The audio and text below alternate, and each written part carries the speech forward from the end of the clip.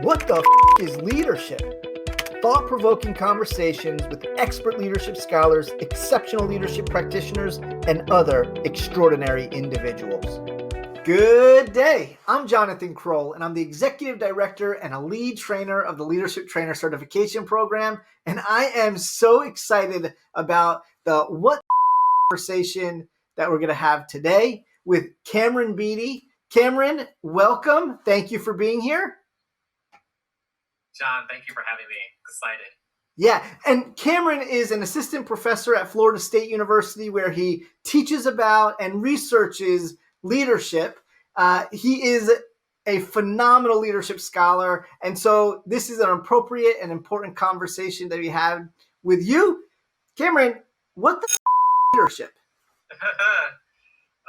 That's the age-old question, isn't it? For me, I really ascribe to Comabez and colleagues really talking about leadership as relational leadership, and to me, leadership is a process, right? It's really thinking critically about who's engaged in that process, what are they bringing to that process, what is the outcome of that process, and for me, leadership is about impacting some type of change. And thinking critically about leading things better than you found them. And you can do that through the role of a leader, but you can also do that in many aspects of the process of leadership. So for me, leadership is a process.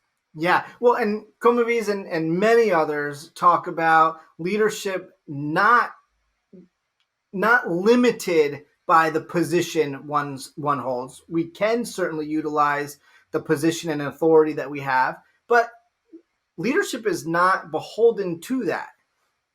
Absolutely, right? And I think, as you follow the timeline of leadership theory and thinking about these things and where we are now, right? And thinking about removing the person and thinking about what are the goals or what is the outcome or what is the impact, and that shift in thinking, like, no, you can make extraordinary change without having the title or without being the decision maker or without having power, and to really disrupt some of these things that we've been socialized to ascribe to good leadership.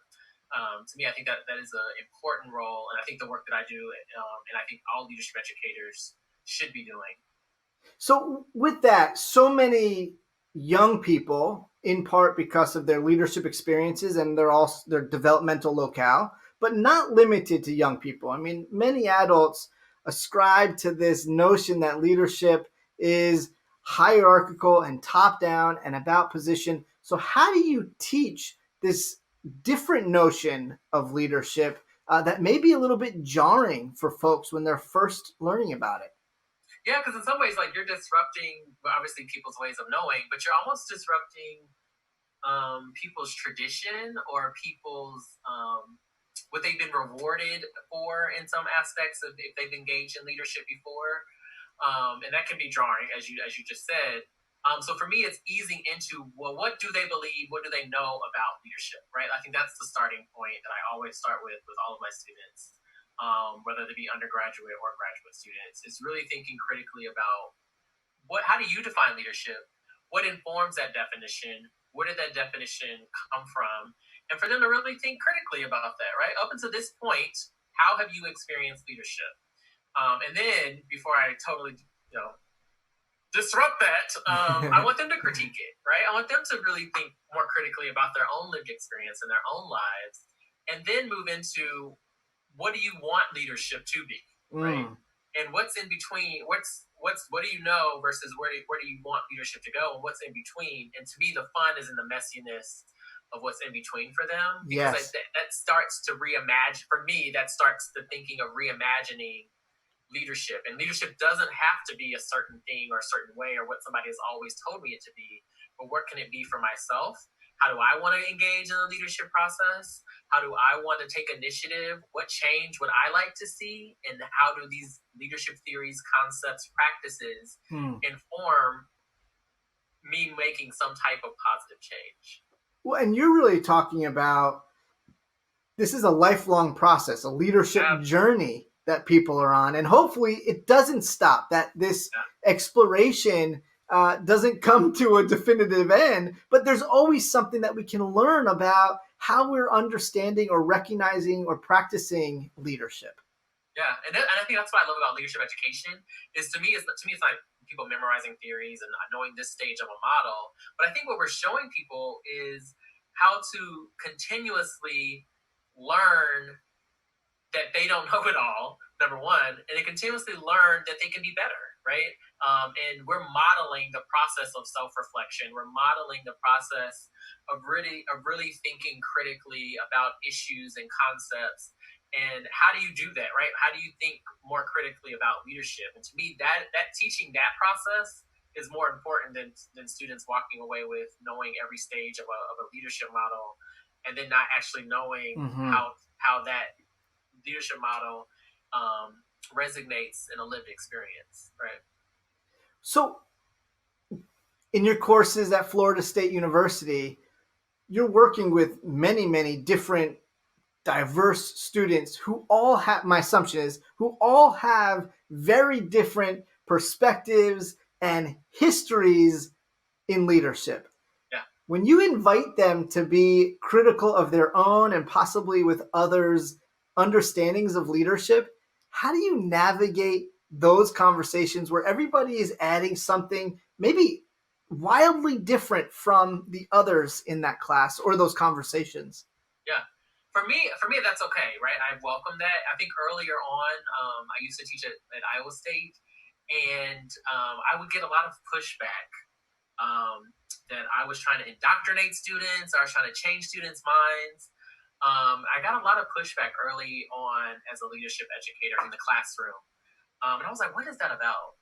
And when I reflect on my own pedagogy, a lot of that was about the content, so to speak, not necessarily about the challenge, right? So I think students welcome the challenge. I think they focus so much on, you're telling me that leadership is this, but I believe leadership is this. So I was like, how do I remove that concept of I'm telling you what leadership is? Mm-hmm.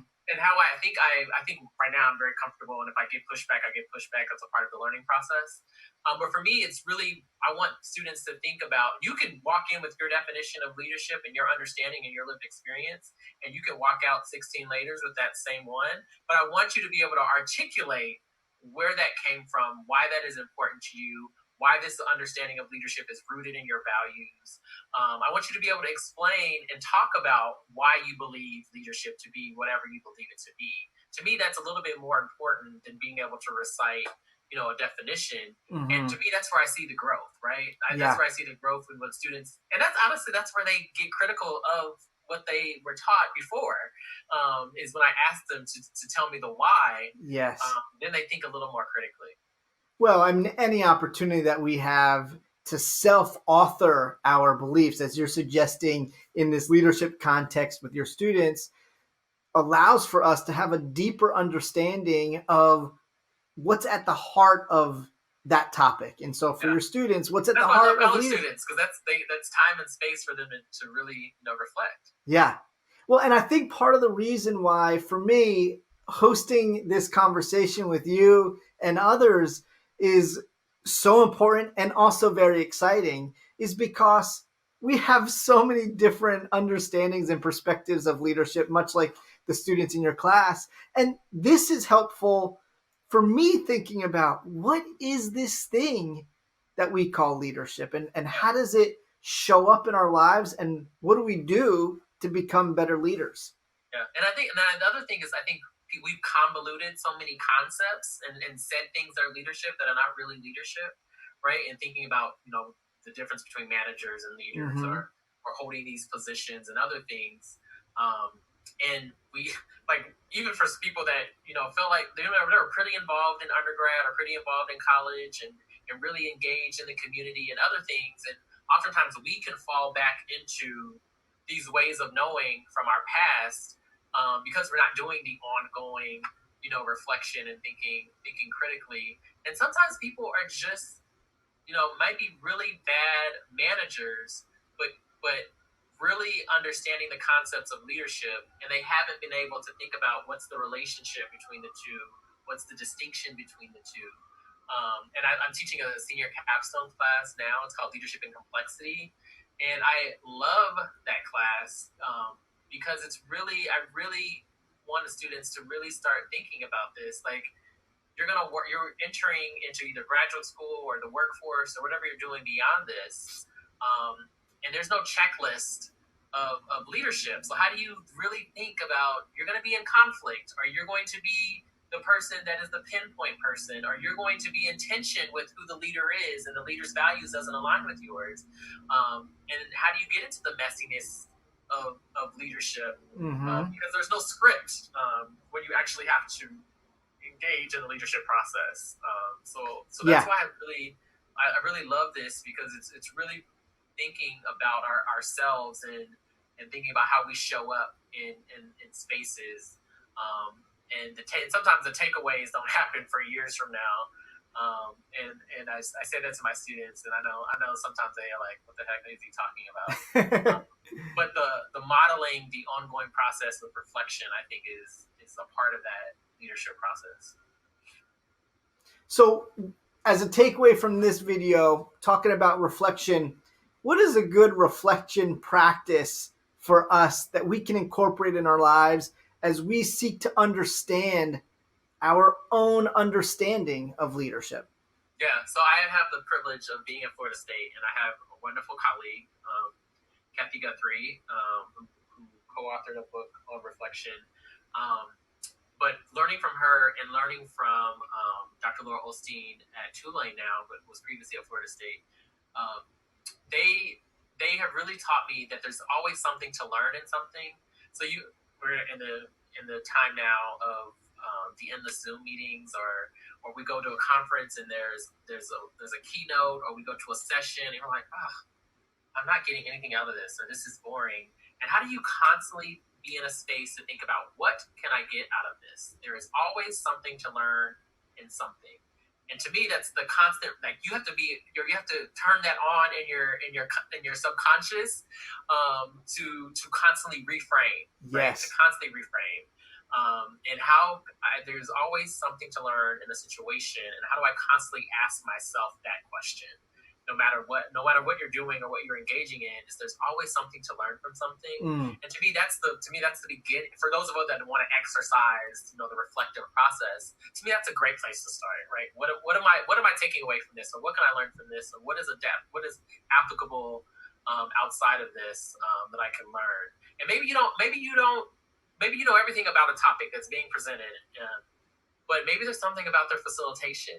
Or maybe there's something about the way they're engaging with the audience. Or maybe there's something about the questions they're asking, and they're framing in a way that you haven't framed. And you can take that and you can use it. I'm an educator, so I might use that in my educator. I might use that in my facilitation, or other aspects. Yeah. But there's always something that we can take away from the experience. And I think that's the beginning of a reflective process. I love that, in part because it's this attitudinal disposition that each and every one of us can tap into and focus. It's the growth mindset. It's focusing on how do we be better? How do we utilize this thing, this time, this space, this experience that doesn't feel very good? How do we use it for our benefit? Yeah. So, well, this was such a fantastic conversation. I want to give you the last word as we think about what the is leadership. So what would you like to share? I just want to, these times that we're in, I know we keep hearing the word unprecedented, unusual, or other things. And for me, one thing I don't think we've talked about enough in the leadership process is humanizing people, humanizing those engaged in leadership or engaged in some process with us.